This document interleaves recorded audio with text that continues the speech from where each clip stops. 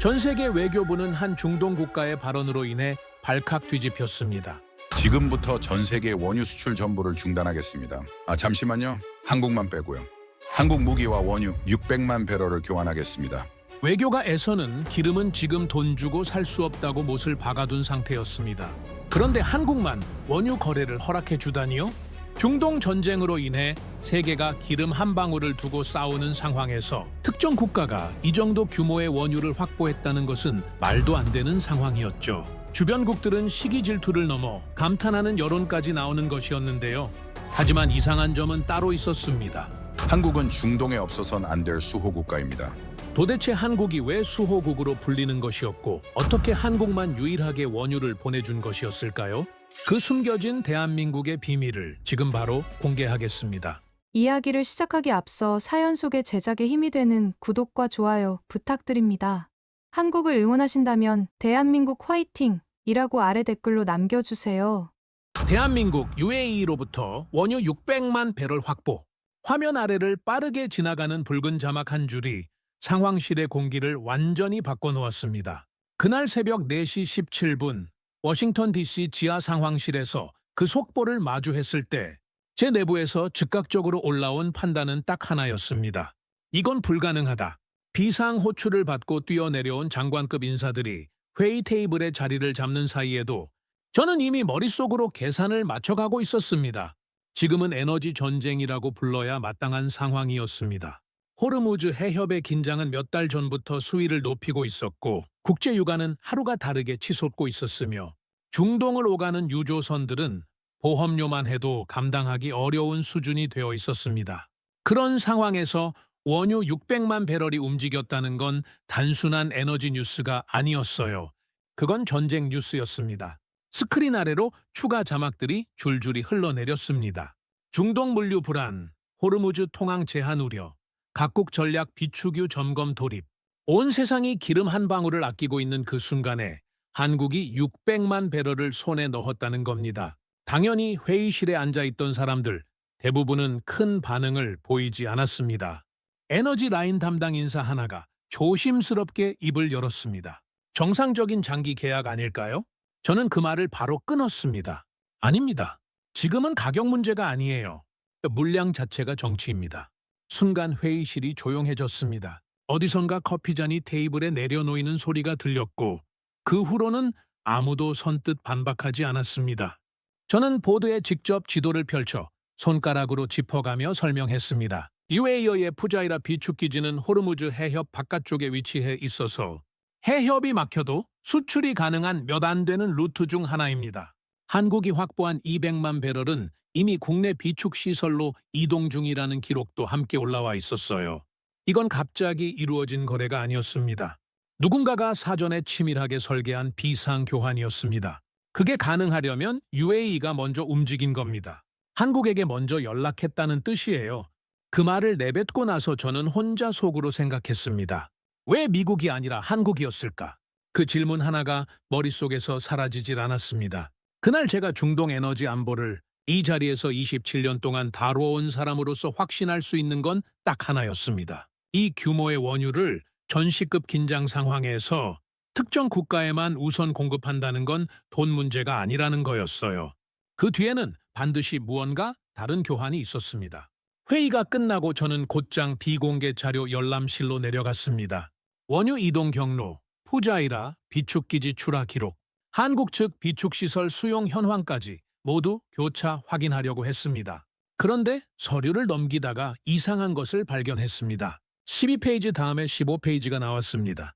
페이지 번호가 건너뛰어 있었고 중간에 들어가야 할 부록 한 장이 통째로 빠져 있었어요.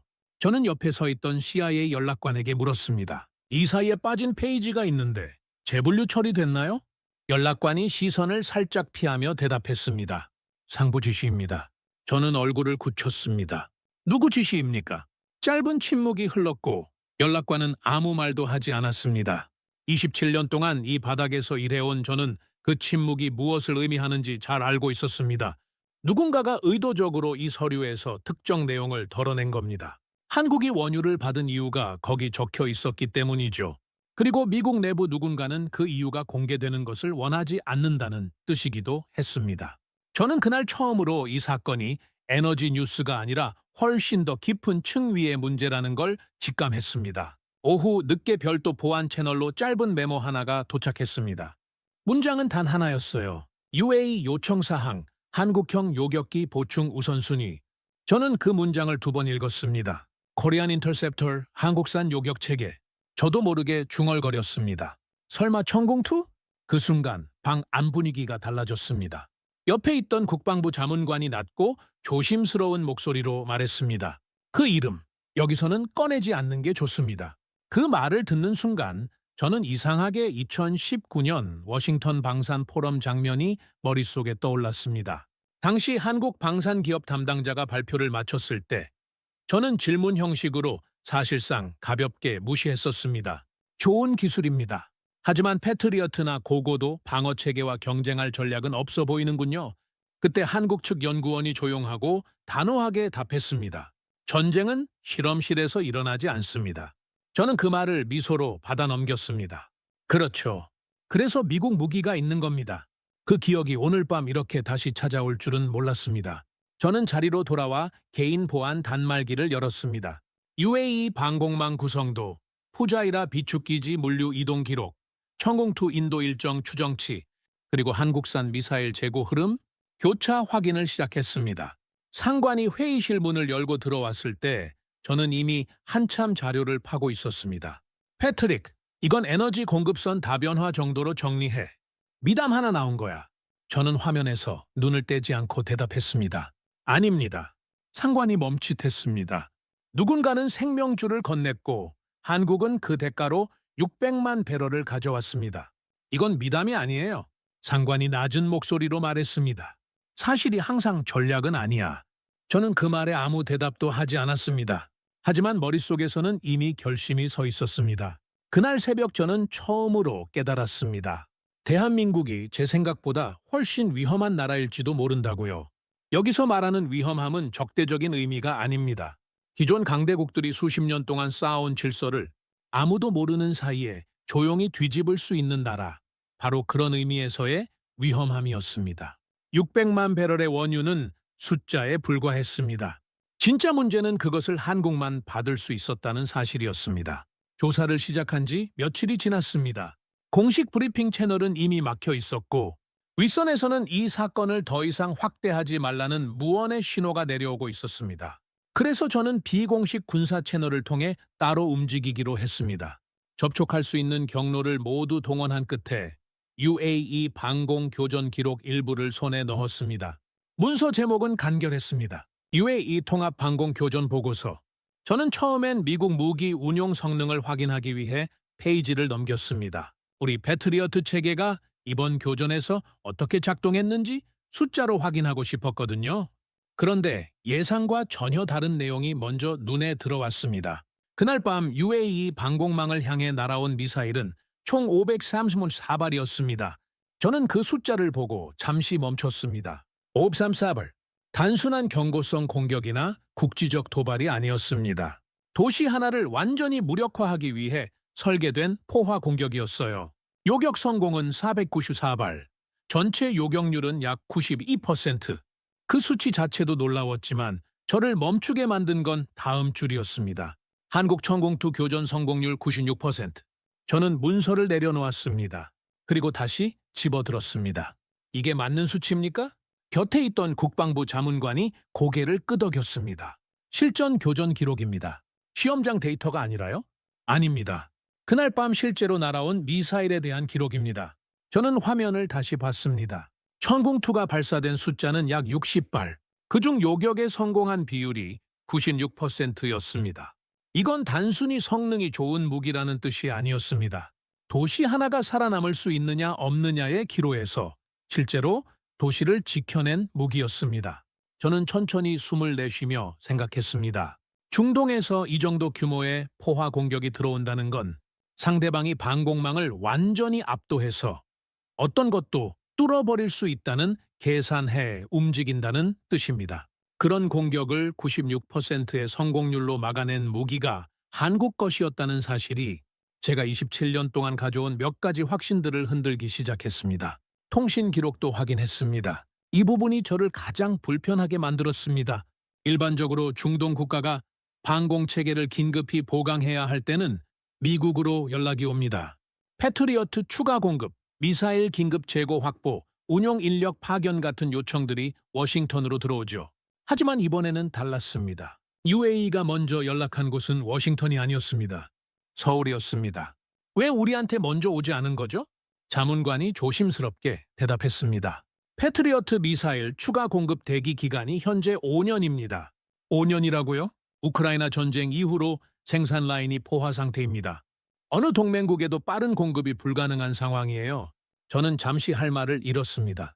미국 방공 체계는 세계 최강이라는 말이 틀린 게 아닙니다. 기술력과 운용 경험 모두 최상위에 있죠. 하지만 지금 당장 도시가 위험한 상황에서 5년을 기다리라고 말하는 건 사실상 아무 도움도 되지 않는다는 것과 같습니다. UAE는 지금 당장 필요한 것을 구해야 했고 한국은 그것을 줄 수 있었습니다. 더 놀라운 기록이 이어졌습니다. 한국 측은 UAE의 긴급 요청을 받자마자 계약 물량 외 추가 공급을 검토하기 시작했습니다. 그것도 자국 공군에 배치되어 있던 재고까지 전용하는 방안을 검토했다는 기록이 있었습니다. 자국 공군 배치 물량을요? 자문관이 고개를 끄덕였습니다. 저는 그 대목에서 멈췄습니다. 자국 방공망에 들어가야 할 미사일을 다른 나라에 보낸다는 것은 보통 결정이 아닙니다. 자국 영토를 방어하는데 쓰여야 할 자산을 동맹국에 먼저 제공한다는 뜻이니까요. 외교적으로는 최고 수준의 신뢰 표시였고 전략적으로는 상당한 모험이었습니다. 그러면 한국은 사실상 동맹처럼 행동한 거군요. 자문관은 아무 말 없이 고개만 끄덕였습니다. 그 말이 사무실 안에 한동안 그냥 남아 있었습니다. 저는 물류 기록을 넘겼습니다. 미사일이 선적 준비에 들어간 날짜, UAE 공군 기지 도착 날짜, 그리고 그로부터 며칠 뒤 UAE 푸자이라 전략 비축기지에서 원유 600만 배럴이 한국을 향해 출발했습니다. 저는 지도를 펼치고 두 흐름을 동시에 바라봤습니다. 서울에서 아부다비로 향하는 화살표, 그리고 푸자일에서 인천으로 향하는 화살표. 이 두 흐름은 서로 아무 관계가 없는 별개의 사건처럼 기록되어 있었습니다. 하지만 제가 27년 동안 배운 것이 하나 있다면 세상에 우연처럼 보이는 동시 발생은 없다는 겁니다. 특히 전시급 에너지 위기 상황에서는요. 저는 메모장에 천천히 두 단어를 적었습니다. 전략 교환. 한국은 돈을 주고 원유를 산 것이 아니었습니다. 전쟁에서 증명된 무기와 그것이 만들어낸 신뢰를 교환한 겁니다. 저는 지금까지 에너지 분석가로서 수백 건의 원유 거래를 들여다봤습니다. 가격 협상, 물량 조정, 운반 경로 최적화, 분쟁 지역 리스크 관리. 그런데 무기로 원유를 교환한다는 발상은 제 분석 틀 어디에도 없었습니다. 정확하게는 있었지만 낡은 냉전시대 이야기 정도로 치부하고 진지하게 다루지 않았습니다. 한국이 그 방식을 지금 21세기 중동 한복판에서 실제로 해냈다는 사실을 확인하면서 저는 처음으로 이 나라를 다르게 읽기 시작했습니다. 우리는 아직도 무기를 가격표로 계산하고 있었습니다. 하지만 한국은 이미 다른 방식의 계산을 하고 있었습니다. 그날 저는 밤새 서류를 넘기면서 이 교환의 구조가 어디에서 시작됐는지 그리고 어디까지 이어질지를 추적했습니다. 그리고 결론은 하나였습니다. 원유 600만 배럴은 결과였습니다. 그 앞에는 실전에서 하늘을 막아선 무기가 있었고 그 무기를 보낸 결정이 있었으며 그 결정을 가능하게 한 신뢰의 축적이 있었습니다. 저는 그 연결고리를 아직 완전히 파악하지 못했습니다. 하지만 이것만은 분명히 알 수 있었습니다. 이 이야기는 이제 막 시작됐다는 것을요. 조사를 시작한 지 일주일이 차에 되지 않았을 때였습니다. 저는 중동 군사 통신 로그를 분석하다가 전혀 예상하지 못한 패턴을 발견했습니다. UAE 교전이 끝나고 불과 며칠 사이에 중동 전역의 군사 채널에서 동일한 단어가 폭발적으로 등장하기 시작했습니다. 천궁투였습니다. 처음엔 UAE 군 내부 통신이었습니다. 그 다음엔 사우디 방공사령부에서 같은 단어가 나왔습니다. 이라크 국방부 채널에서도 마찬가지였고 카타르 군 전략실 내부 보고서에도 동일한 내용이 담겨 있었습니다. 모두 같은 질문을 하고 있었습니다. 청웅투 추가 확보가 가능하냐는 것이었습니다. 저는 화면 앞에 앉아 그 통신 로그들을 하나씩 넘기면서 천천히 소름이 돋는 것을 느꼈습니다. 중동에서 27년을 봐온 저도 이런 장면은 처음이었습니다. 한 국가의 무기 체계가 실전을 거친 직후 이렇게 빠르게, 이렇게 넓게, 이렇게 동시에 요청 대상이 되는 경우는 제 경험에 없었습니다. 무기 시장에는 입소문이라는 것이 있습니다. 시험장 데이터보다 훨씬 강력한 입소문, 바로 전쟁터에서 살아 돌아온 군인들의 이야기입니다. 그날 밤 UAE의 하늘 아래에서 터진 요격 폭발들은 레이더 화면 위에 숫자로만 남은 것이 아니었습니다. 그것을 직접 목격한 장교들의 기억 속에, 그리고 무정의를 통해 전해들은 인근 국가 지휘관들의 귀 속에 이미 새겨져 있었습니다. 전쟁터에서 살아남은 무기의 이름은 그 무게가 다릅니다. 어떤 카탈로그도, 어떤 발표회 자료도, 어떤 외교적 홍보 문구도 흉내낼 수 없는 무게입니다. 그 이름이 중동 전역의 군사 채널 안에서 동시에 울리고 있었습니다.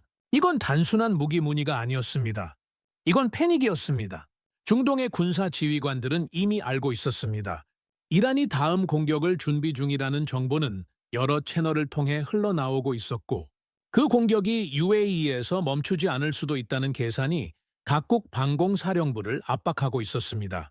전쟁은 한 번 시작되면 상대가 어디서 멈출지 아무도 장담하지 못합니다. 오늘 UAE 상공을 가득 채운 미사일이 내일은 자국 수도를 향할 수도 있다는 공포. 그 공포가 지금 이 통신 로그들을 만들어내고 있었습니다. 방공사령부에 앉아있는 지휘관들은 숫자와 전술 이전에 먼저 이 질문을 던집니다. 우리 하늘을 지킬 수 있겠는가? 그 질문 앞에서 가장 정직한 대답을 내놓은 무기가 한국의 청궁투였고, 그 사실이 이제 중동 전체를 움직이고 있었습니다. 저는 방산 계약 데이터를 꺼냈습니다. 천궁투를 이미 계약한 국가들을 먼저 확인했습니다. UAE, 사우디, 이라크, 이 세 나라가 거의 동시에 한국에 같은 요청을 넣은 것이었습니다. 기존 계약 물량보다 더 많은 양을 조기에 납품해달라는 것, 그리고 요격 미사일 재고를 긴급히 추가 확보해달라는 요청이었습니다.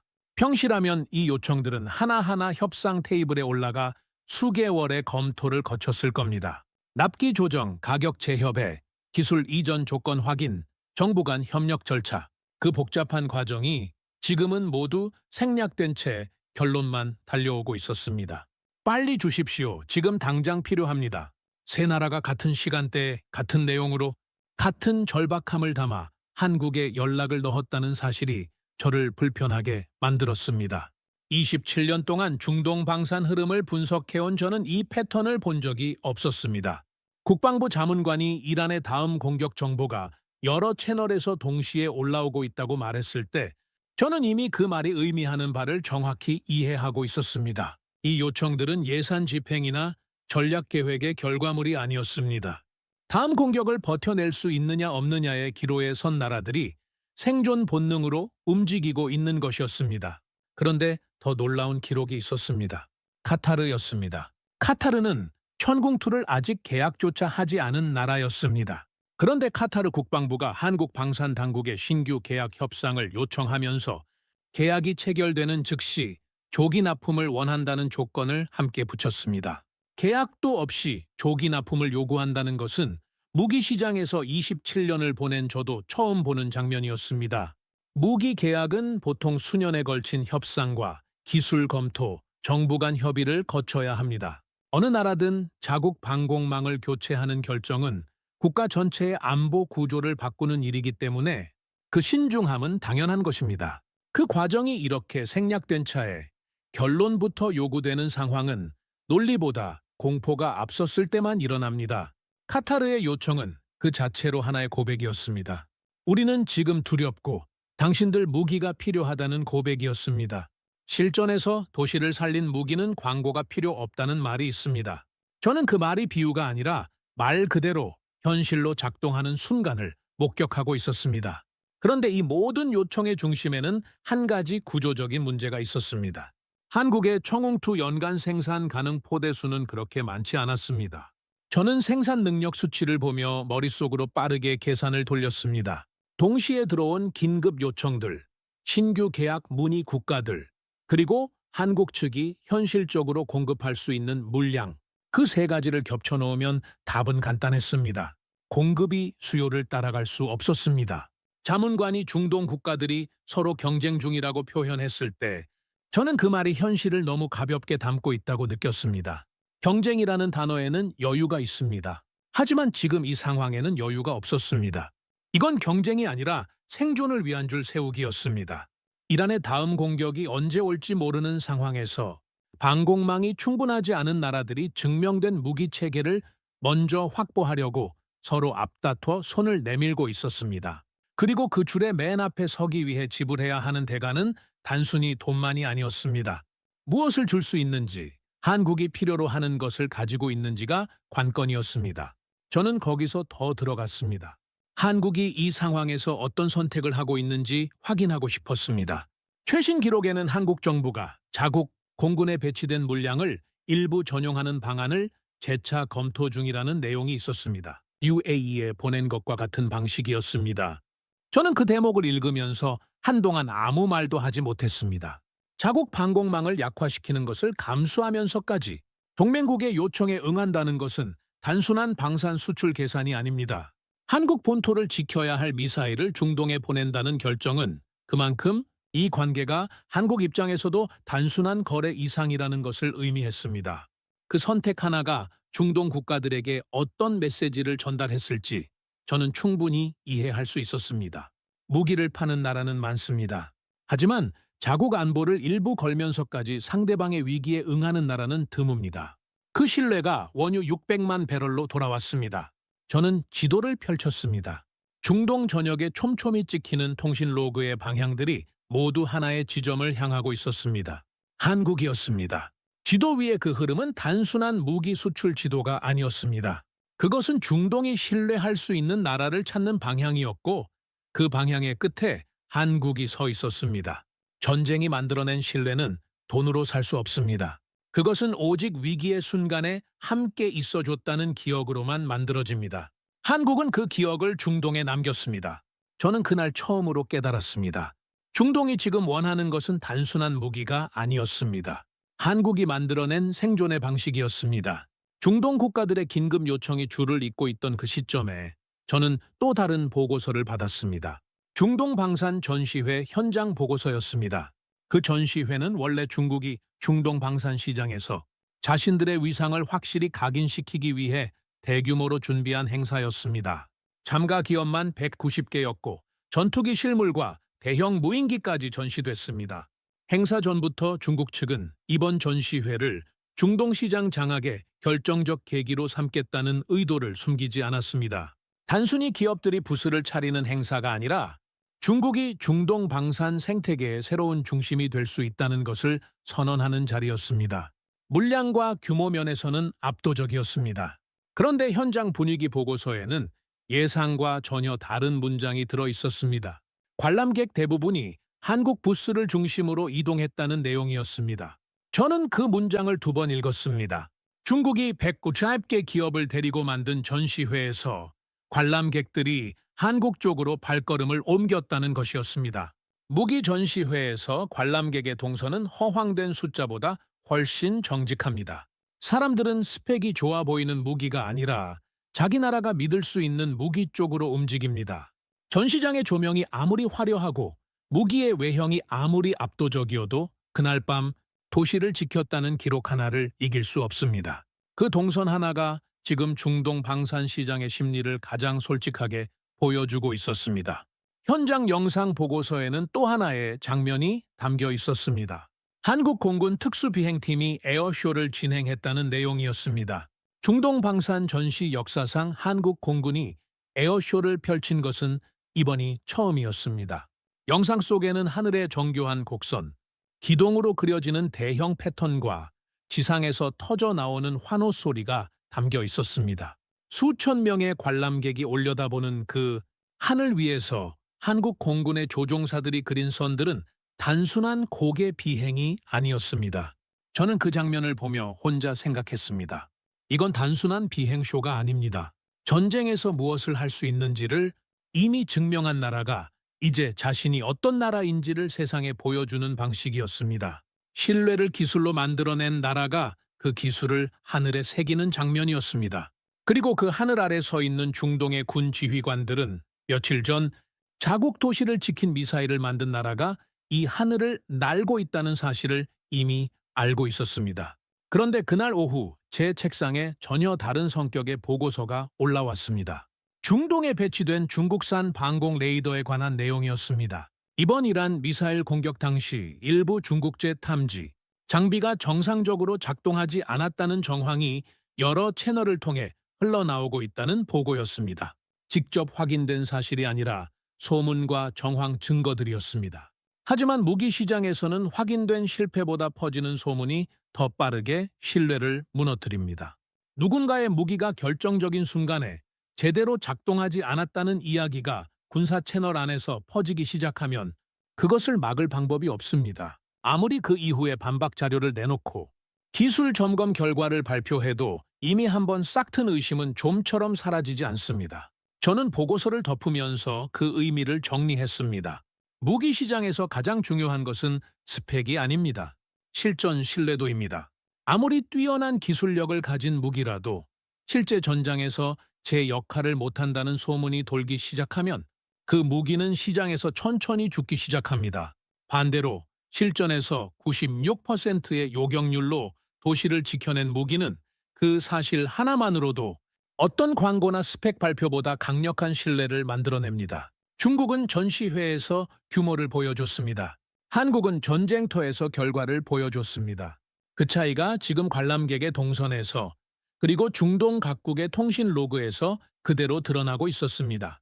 며칠 뒤 이번에는 일본 소식이 올라왔습니다. 일본 정부가 방위 장비 수출 관련 규정을 대폭 완화한다는 발표를 했습니다. 저는 그 뉴스를 보고 잠시 멈췄습니다. 일본은 수십 년 동안 무기 수출을 엄격하게 제한해온 나라였습니다. 전후 평화 헌법의 정신에 따라 살상 무기와 전투기 수출을 금지해온 것이 반세기가 넘는 전통이었습니다. 그 벽은 일본이 스스로 세운 것이었고 오랫동안 아무도 그것을 크게 문제 삼지 않았습니다.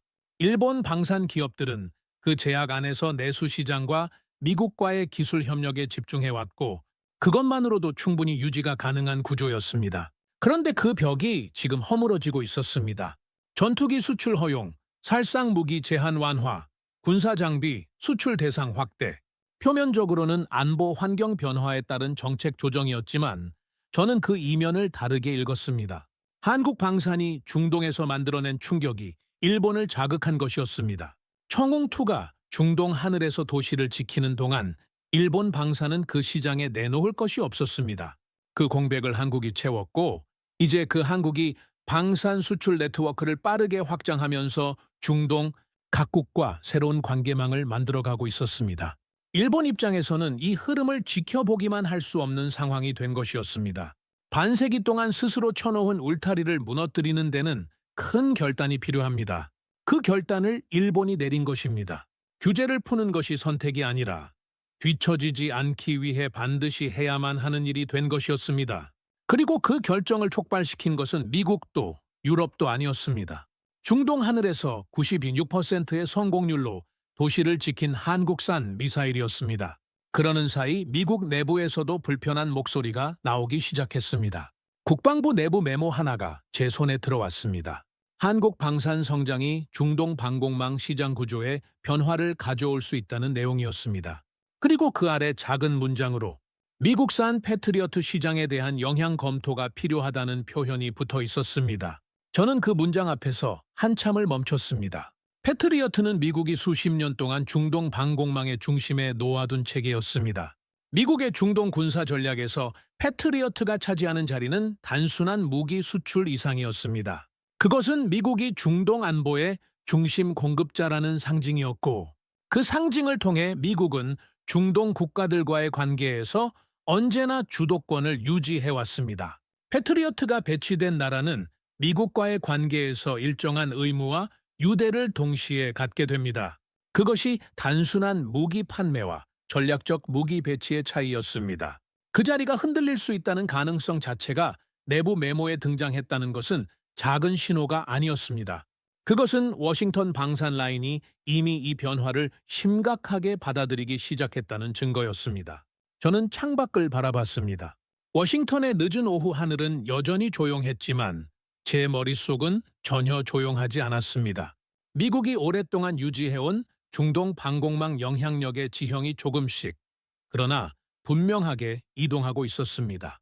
중국은 규모를 들고 나왔지만 신뢰에서 금이 갔고, 일본은 뒤늦게 규제를 풀며 달리기 시작했으며, 미국은 납기를 맞추지 못해 빈자리를 만들었습니다. 그 빈자리를 한국이 채웠습니다. 조용히, 그러나 완전히. 저는 그날 처음으로 중동 방산 전시회장에서 한국 부수 주변에 모인 관람객들의 동선이 단순한 관심이 아니라는 것을 이해했습니다. 그것은 세계 무기 시장의 무게 중심이 이동하고 있다는 신호였습니다. 그 신호는 이미 중동 전역의 통신 로그에 찍혀 있었고, 일본의 정책 변화에 새겨져 있었으며, 미국 내부 메모에 행간에 조용히 숨어 있었습니다. 중동에서 시작된 작은 교전 하나가 세계 무기 시장의 판을 조용히 흔들고 있었습니다. 그 사실을 이제 저도, 미국 내부도, 일본도, 중국도 모두 감지하고 있었습니다. 다만 아무도 큰 소리로 말하지 않았을 뿐입니다. 세상의 큰 변화는 언제나 그렇게 소리 없이 시작됩니다. 중동 국가들이 줄줄이 손을 내밀고, 일본이 반세기 만에 규제를 풀고, 미국 내부에서 불편한 메모가 돌기 시작하는 동안에도 저는 여전히 하나의 질문에서 벗어나지 못하고 있었습니다. 데이터는 있었습니다. 요격률, 발사수, 성공 횟수, 물류 기록, 계약 흐름. 숫자들은 모두 같은 방향을 가리키고 있었습니다. 하지만 저는 그날 밤 실제로 무슨 일이 있었는지를 아직 아무에게서도 직접 듣지 못했습니다. 27년 동안 이 일을 해오면서 저는 한 가지를 확실히 배웠습니다. 숫자는 사건의 윤곽을 보여주지만 그 안에서 무슨 일이 있었는지는 그 자리에 있었던 사람만이 말해줄 수 있다는 것입니다. 어떤 보고서도 현장의 공기를 담지는 못합니다. 어떤 통계도 레이더 화면 앞에서 숨을 참고 있던 사람의 감각을 전달하지는 못합니다. 저는 외교 채널을 통해 UAE 방공사령부에 비공개 인터뷰를 요청했습니다. 거절당할 가능성이 높다는 것은 알고 있었습니다. 군사 기밀과 맞닿아 있는 교전 기록은 공식 채널 밖에서 쉽게 입을 여는 성격의 정보가 아닙니다. 그런데 며칠이 지나지 않아 답이 왔습니다. 보안 화상 회선이 열린다는 내용이었습니다. 약속된 시간에 화면이 연결됐고 화면 안에 한 사람이 앉아 있었습니다. UAE 방공사령부 작전 장교였습니다. 배경은 단출했고 조명은 낮았습니다. 그는 말을 시작하기 전에 잠시 저를 바라봤습니다. 그 짧은 침묵 안에 무언가가 담겨 있다는 느낌이 들었습니다. 그 눈빛은 무언가를 오래 그리고 깊이 기억하고 있는 사람의 것이었습니다. 저는 그날 밤 상황을 직접 설명해달라고 요청했습니다. 장교는 천천히 입을 열었습니다. 처음 탐지된 것은 탄도미사일이었다고 했습니다. 방공사령부가 그 신호를 포착했을 때만 해도 규모가 어느 정도 되는 공격이라는 판단은 섰지만 그것이 어디까지 커질지는 아무도 몰랐다고 했습니다. 그런데 첫 번째 탄도미사일 뒤로 두 번째 신호가 들어왔습니다. 그 속도가 달랐습니다. 궤적도 달랐습니다. 세 번째, 네 번째 신호들이 이어졌을 때 방공사령부 안의 분위기는 완전히 달라졌다고 했습니다. 각각 다른 고도에서 다른 속도로 다른 방향으로 날아오는 미사일들이 동시에 레이더 화면을 가득 채우기 시작했습니다. 탄도미사일과 극초음속에 가까운 미사일, 그리고 중거리 미사일이 뒤섞인 채 날아오는 복합 공격이었습니다. 이것은 단순한 군사 도발이 아니었습니다. 반공망 전체가 동시에 여러 다른 위협에 대응해야 하도록 설계된 공격이었습니다. 각 체계가 자신이 처리할 수 있는 위협에 집중하는 사이 그 틈새를 비집고 들어오는 미사일이 도시에 닿도록 만들려는 계산이 공격 구조 안에 녹아 있었습니다. 공격자 입장에서 이 방식은 완벽에 가까운 전략이었습니다. 어떤 단일 방공체계도 이 복합 공격을 혼자 막아낼 수는 없습니다. 각 체계가 자신의 역할에 집중하다 보면 반드시 어딘가에 구멍이 생기고 그 구멍을 파고드는 미사일 하나가 도시에 떨어지는 것이 공격자의 목표였습니다. 장교는 그 장면을 설명하면서 잠시 말을 멈췄습니다. 그 침묵이 말보다 더 많은 것을 전달했습니다.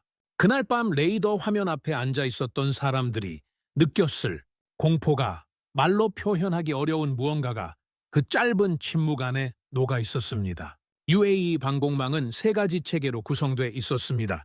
미국산, 이스라엘산, 그리고 한국산이었습니다. 저는 그 복합 공격 앞에서 어떤 체계가 가장 많이 작동했는지 조심스럽게 물었습니다. 장교는 화면 밖을 잠시 바라봤습니다. 그리고 말했습니다. 그날 밤 가장 많이 발사된 미사일은 한국산이었다고 했습니다. 저는 그 말을 들으면서 입을 다물었습니다. 미국산 패트리어트도 있었고 이스라엘 방산 체계도 있었습니다. 그럼에도 불구하고 그날 밤 가장 많이 쓰인 것이 천궁2였다는 사실은 단순한 숫자의 문제가 아니었습니다. 그것은 그 체계가 그 상황에서 가장 신뢰할 수 있는 것으로 판단됐다는 뜻이었습니다. 전장에서의 판단은 이론이 아닙니다. 생사가 걸린 순간에 내리는 판단이 진짜입니다. 그리고 그 진짜 판단의 결과가 천궁2였습니다. 장교는 이야기를 이어갔습니다. 요격이 시작됐을 때 레이더 화면에 성공 표시가 올라오기 시작했다고 했습니다. 하나, 둘, 세 개, 네 개. 연속으로 터지는 요격 폭발들이 화면 안에서 불꽃처럼 찍혔고 그 숫자가 늘어날수록 방공사령부 안의 공기가 조금씩 달라졌다고 했습니다. 절박함이 조금씩 희망으로 바뀌는 순간이었습니다. 성공 표시 하나하나가 그 도시에서 살고 있는 사람들의 집 하나씩을 지켜낸 것이었습니다. 모든 것이 끝난 뒤 요격률을 집계했습니다. 천궁2의 성공률은 92.6%였습니다. 저는 그 수치를 이미 서류로 알고 있었습니다. 하지만 그날 밤 레이더 화면 앞에 앉아있던 사람의 입으로 직접 그 이야기를 듣는 것은 전혀 다른 경험이었습니다. 장교는 천천히 말했습니다. 그 무기가 없었다면 도시를 잃었을 수도 있다고 했습니다. 잠깐 말이 끊어졌다가 다시 이어졌습니다. 우리가 지금 다른 이야기를 하고 있었을 것이라고 했습니다. 그 말이 화면 너머에서 건너왔을 때 저는 한동안 아무 말도 하지 못했습니다. 도시를 잃었을 수도 있다는 것은 군사적 패배를 의미하는 것이 아닙니다. 그것은 그 도시 안에서 살고 있던 수많은 사람들의 이야기입니다. 그들의 집, 가족, 일상이 사라질 수도 있었다는 뜻입니다. 그리고 그것을 막은 무기의 이름이 한국산이었다는 사실을 저는 그 순간 처음으로 온전히 느꼈습니다. 저는 마지막 질문을 던졌습니다. 그래서 한국에 원유를 보낸 것이냐고 물었습니다. 장교는 조용히 웃었습니다. 그리고 답했습니다. 아니라고 했습니다. 저는 그 대답에 잠시 당황했습니다. 장교는 이어서 말했습니다. 우리는 원유를 보낸 것이 아니라고 했습니다. 우리를 지켜준 나라에게 그만한 가치를 돌려준 것이라고 했습니다. 그 문장을 듣는 순간 저는 지금까지 제가 이 사건을 잘못된 틀로 보고 있었다는 것을 깨달았습니다. 저는 처음부터 이것을 거래로 봤습니다. 무기와 원유의 교환, 이익과 이익의 맞바꿈. 하지만 그것은 제가 세상을 읽어온 방식이었습니다. 에너지와 군사 전략의 흐름 안에서 모든 것을 교환과 이해관계로 분석해온 27년의 습관이었습니다. 그런데 그 장교의 말은 전혀 다른 언어였습니다. 가치를 돌려줬다는 표현은 거래가 아닙니다. 그것은 고마움입니다. 그리고 그 고마움의 무게가 원유 600만 배럴이었습니다. 저는 인터뷰가 끝나고 한동안 화면을 끄지 못했습니다. 화면은 이미 꺼져 있었지만 그 장교의 마지막 말이 아직 사무실 안에 남아 있는 것 같았습니다. 그날 밤 중동의 하늘에서 한국이라는 이름이 완전히 달라졌다는 사실을 저는 그제야 온전히 깨달았습니다. UAE 장교와의 인터뷰가 끝난 뒤 저는 세계 에너지 보고서를 다시 펼쳤습니다. 인터뷰 전과 후 같은 보고서인데도 눈에 들어오는 것이 달랐습니다. 호르무즈 해협 긴장은 여전히 수위를 높이고 있었습니다. 유조선들은 통항 위험을 이유로 운항을 줄이거나 우회 항로를 선택하기 시작했고 그 여파로 국제물류 보험료가 치솟고 있었습니다. 원유를 사고 싶어도 운송 자체가 불안한 상황이 되어가고 있었습니다. 저는 보고서를 넘기며 각국의 상황을 순서대로 확인했습니다. 일본이 가장 먼저 눈에 들어왔습니다. 일본은 에너지 자원의 대부분을 수입에 의존하는 나라입니다. 원유는 거의 전량 해외에서 들어오고 그중 상당 부분이 중동 항로를 통해 운반됩니다. 호르무즈 해협이 막히거나 물류가 불안해지면 일본이 가장 먼저 그리고 가장 심각하게 타격을 받는 구조였습니다. 에너지 공급망 경고 단계라는 표현이 일본 경제 보고서에 등장하기 시작했습니다. 그 표현이 얼마나 무거운 것인지는 에너지 안보를 오래 들여다본 사람이라면 바로 느낄 수 있습니다. 경고 단계라는 말은 아직 위기가 오지 않았다는 뜻이 아닙니다. 위기가 오기 직전까지 와 있다는 뜻입니다. 일본이 방산 규제를 완화한 시점과 이 에너지 경고 시점이 겹친다는 사실을 저는 다시 한번 확인했습니다. 무기를 팔아서 중동과의 관계에서 영향력을 만들고 그 영향력으로 에너지 공급망을 안정시키겠다는 계산이었습니다. 한국이 이미 하고 있는 것을 일본이 뒤늦게 따라가기 시작한 것이었습니다. 그런데 일본과 한국의 출발점은 근본적으로 달랐습니다. 한국은 실전에서 검증된 무기와 그것이 만들어낸 신뢰를 이미 손에 쥐고 있었습니다. 일본은 이제 막 출발선에 선 상태였습니다. 같은 방향을 향해 뛰고 있지만 한국은 이미 한참 앞에 있었습니다. 유럽도 비슷한 불안 속에 있었습니다.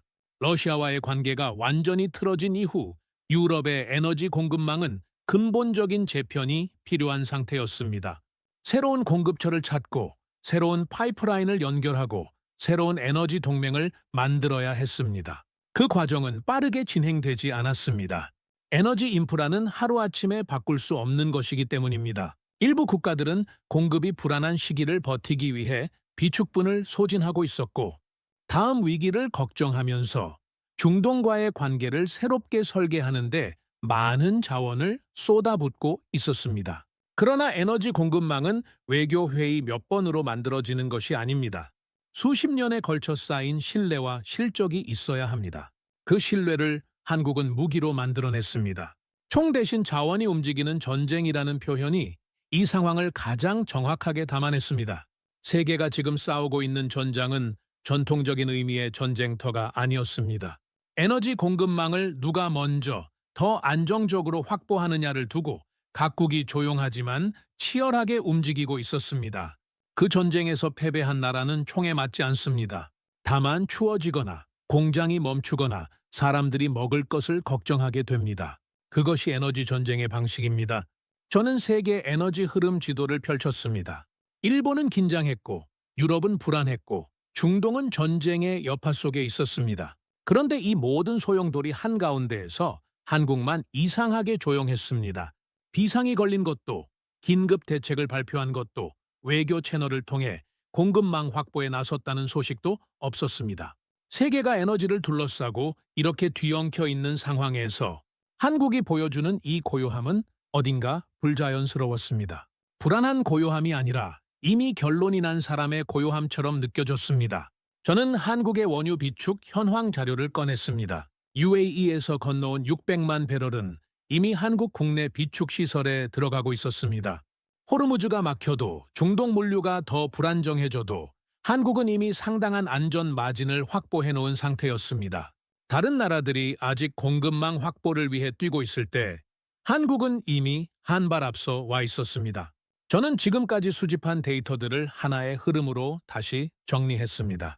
청웅2 실전 배치, 중동 공급, 자국 공군 물량 전용 결정, 원유 교환, 방산 네트워크 확장. 이것들이 따로따로 움직인 사건들이 아니었습니다. 이것들은 하나의 방향을 가진 연속된 선택들이었습니다. 저는 메모장에 천천히 적었습니다. Defense, Trust, Energy.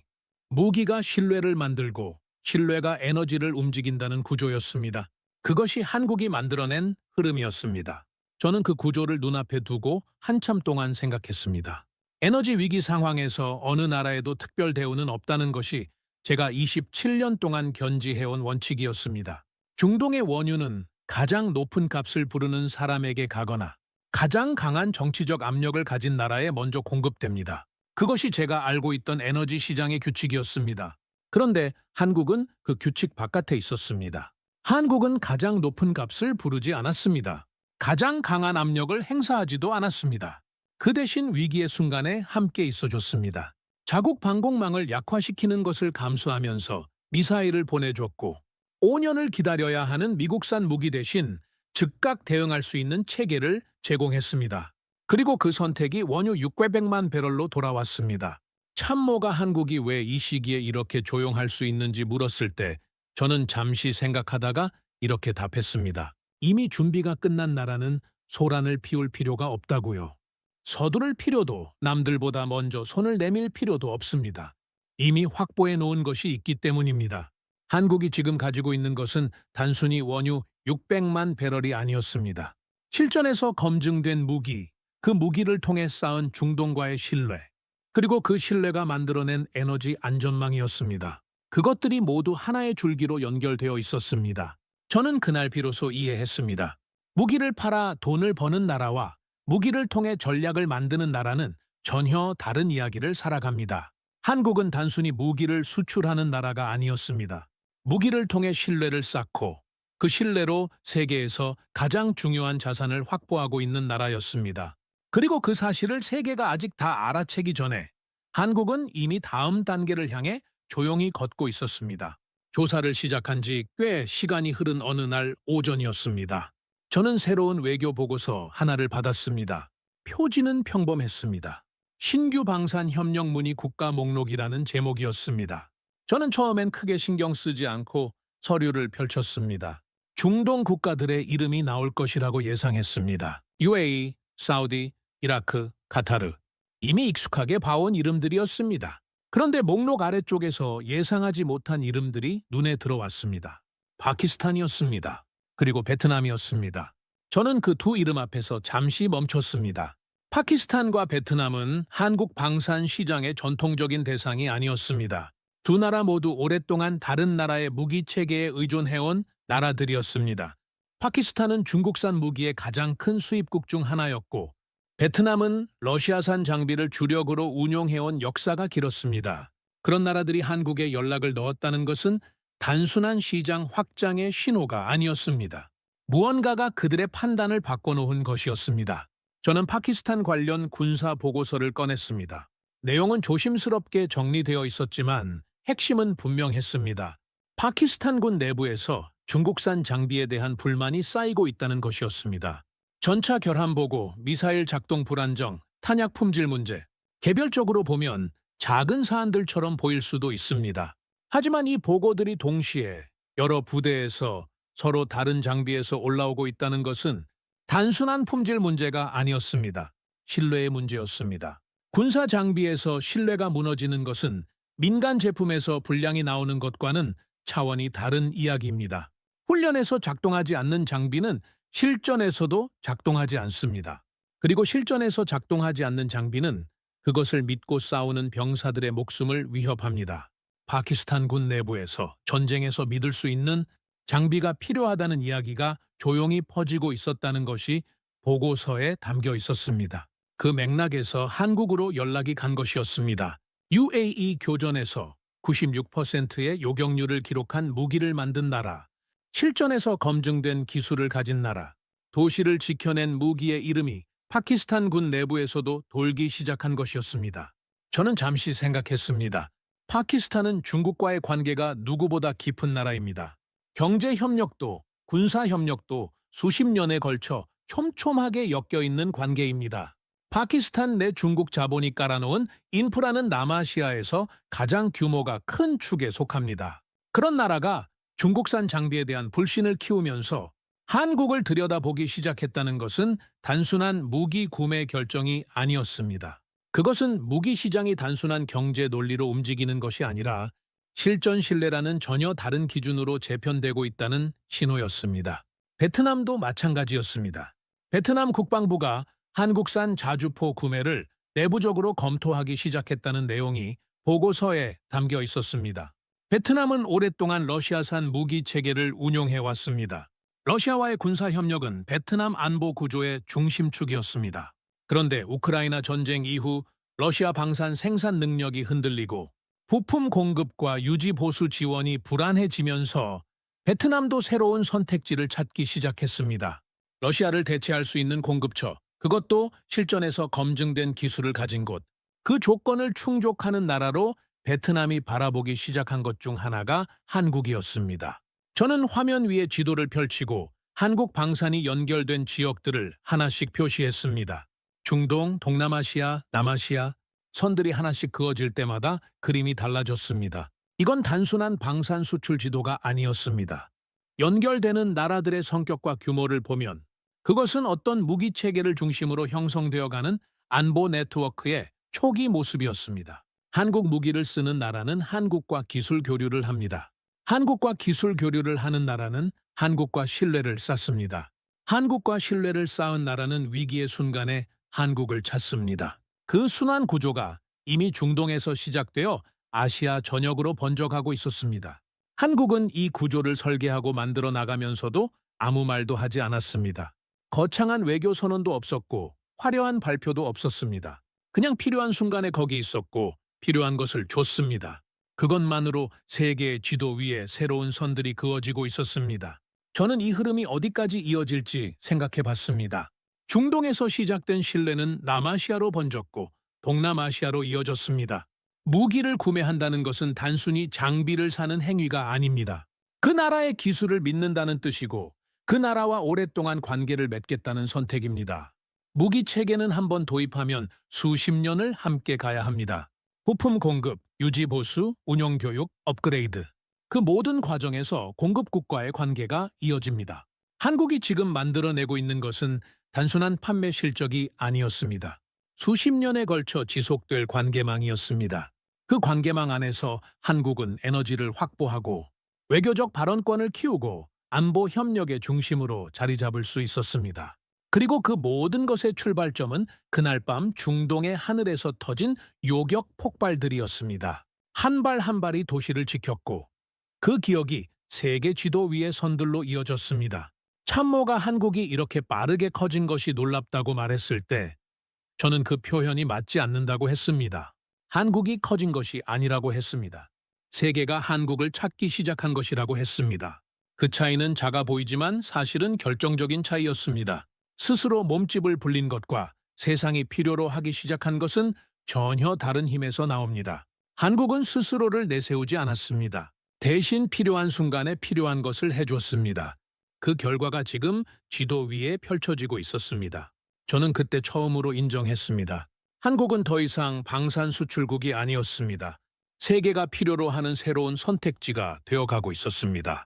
그리고 그 선택지의 이름을 이제 파키스탄도, 베트남도, 중동도, 그리고 워싱턴도 모두 알고 있었습니다. 보고서가 쌓여가고 보안 채널로 들어오는 정보가 늘어가면서 저는 어느 순간 책상에서 자리를 일어났습니다. 그리고 창가로 걸어가 워싱턴의 하늘을 바라봤습니다. 지금까지 이 사건을 쫓아오면서 수없이 많은 데이터를 들여다봤습니다. 교전 기록, 물류 기록, 통신 로그, 방산 계약 현황, 에너지 비축 현황. 그 모든 숫자와 문서들이 하나의 방향을 가리키고 있었습니다. 하지만 저는 오랫동안 그것들을 제대로 읽지 못하고 있었습니다. 숫자는 읽고 있었지만 그 숫자 뒤에 있는 이야기를 보지 못하고 있었습니다. 저는 자리로 돌아와 처음 사건으로 거슬러 올라갔습니다. 새벽 상황실에서 처음 마주친 그 속보 한 줄. 대한민국 UAE로부터 원유 600만 배럴 확보. 그 뉴스를 처음 봤을 때 저는 단번에 불가능하다고 잘라 말했습니다. 지금 원유는 돈으로도 못 산다고 했습니다. 특히 저 규모라면 더더욱 불가능하다고 했습니다. 그 판단은 제가 27년 동안 쌓아온 분석 틀에서 나온 것이었습니다. 에너지 위기 상황에서 어느 나라에도 특별 다유는 없습니다. 중동 원유는 가장 높은 값을 부르는 나라에 가장 강한 정치적 압력을 가진 나라에 갑니다. 그것이 제가 알고 있던 규칙이었습니다. 그 규칙이 틀리지 않았습니다. 다만 한국은 그 규칙의 바깥에 있었을 뿐입니다. 한국은 가장 높은 값을 부르지 않았습니다. 가장 강한 압력을 행사하지도 않았습니다. 대신 다른 방식을 택했습니다. 도시가 위협받는 순간에 옆에 있어줬습니다. 534발의 미사일이 하늘을 뒤덮은 밤에 96%의 확률로 그것을 막아줬습니다. 자국 방공망을 약화시키는 것을 감수하면서까지 미사일을 보내주었습니다. 그리고 그 선택이 원유 600만 배럴로 돌아왔습니다. 저는 지금까지 모아온 자료들을 하나의 화면에 정리했습니다. UAE 교전 데이터, 사우디와 이라크와 카타르의 긴급 요청, 방산 전시회의 관람객 동선, 중국 레이더 신뢰 문제, 일본의 규제 완화, 파키스탄과 베트남의 관심, 미국 내부 메모의 우려. 이것들은 서로 다른 나라에서 일어난 서로 관련 없어 보이는 사건들의 묶음이 아니었습니다. 하나의 거대한 흐름이었습니다. 그 흐름의 시작점에 한국이 있었습니다. 저는 메모장에 적어둔 세 단어를 다시 바라봤습니다. Defense, Trust, Energy. 무기가 신뢰를 만들고 신뢰가 에너지를 움직입니다.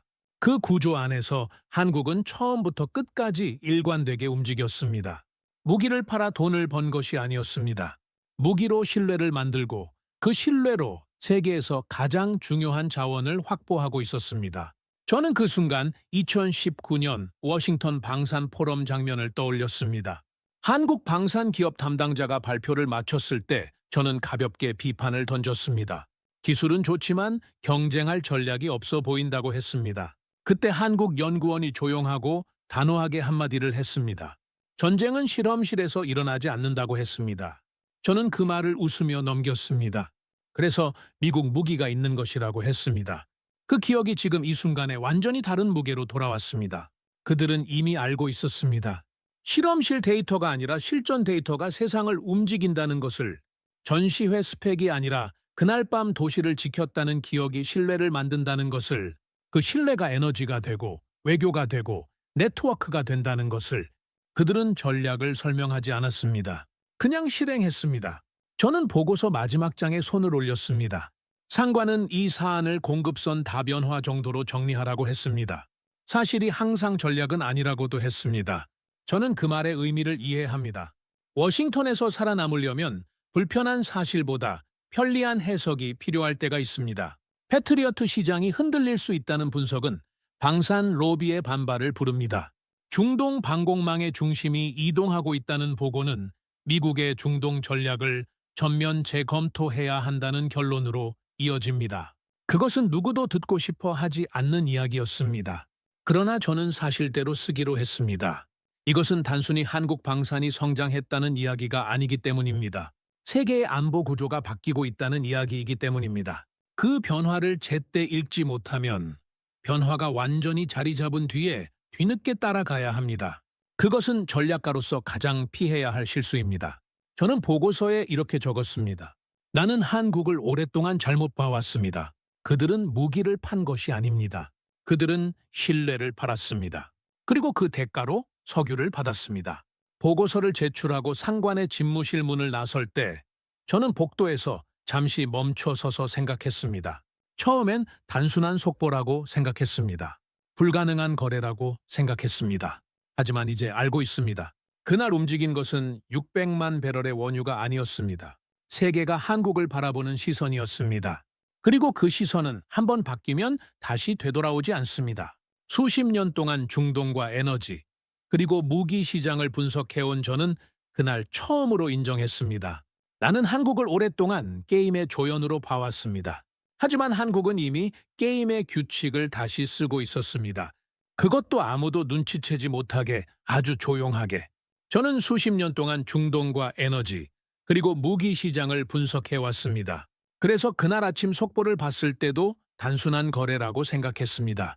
하지만 시간이 지나면서 저는 완전히 다른 사실을 깨닫게 됐습니다. 한국은 단순히 무기를 파는 나라가 아니었습니다. 그들은 무기를 통해 신뢰를 만들었고 그 신뢰로 에너지를 확보했으며 그 과정에서 새로운 전략 네트워크를 만들고 있었습니다. 600만 배럴의 원유는 그 결과일 뿐이었습니다. 진짜 변화는 이미 시작됐습니다. 그리고 그 중심에 대한민국이 있었습니다. 여러분은 이 이야기를 들으면서 어떤 장면이 가장 마음에 남으셨나요? 대한민국은 전쟁의 폐허 위에서 세계가 신뢰하는 기술, 강국으로 일어선 인류 역사상 유례없는 기적의 나라입니다. 구독과 좋아요로 응원해 주시면 더욱 재미있는 이야기로 찾아뵙겠습니다. 해외 감동 사연을 소개해드리는 스페셜 코리아였습니다. 감사합니다.